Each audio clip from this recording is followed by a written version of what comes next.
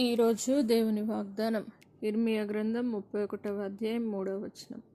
శాశ్వతమైన ప్రేమతో నేను నిన్ను ప్రేమించుచున్నాను గనుక విడువక నీ ఎడల కృప చూపుచున్నాను. నా ప్రియ సహోదరి సహోదరులారా, శాశ్వతమైన ప్రేమతో ఆయన మిమ్మల్ని ప్రేమించున్నాడు గనుక విడువక మీ ఎడల కృప చూపుచున్నాడు.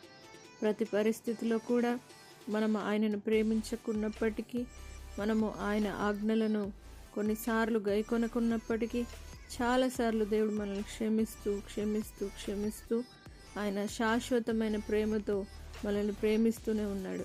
ఈరోజు ఆయన యొక్క ప్రేమను మీరు గ్రహించి, ఆ శాశ్వతమైన ఆ ప్రేమను మీరు దేవుని సన్నిధిలో గ్రహించి, దేవుడు మిమ్మల్ని ప్రేమించున్నాడన్న విషయమును మర్చిపోక, ఆయన విడువక నీ ఎడల కృప చూపుచున్నాడన్న విషయాన్ని జ్ఞాపకము చేసుకుంటూ ఆయన కృపయందు నిలిచి ఉందురుగాక. ప్రార్థన. పరిశుద్ధుడా, నమ్మదగిన దేవా, శాశ్వతమైన ప్రేమతో ప్రతి ఒక్కరిని ప్రేమించుచున్న దేవానికి వందనాలు.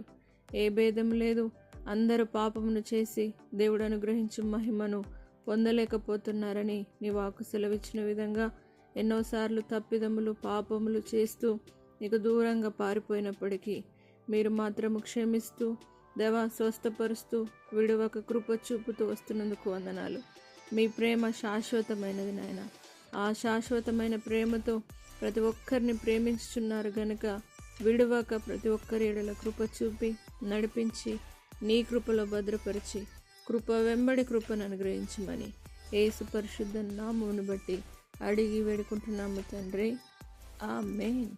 దేవుడు మిమ్మను దీవించి ఆశీర్వదించునుగాక.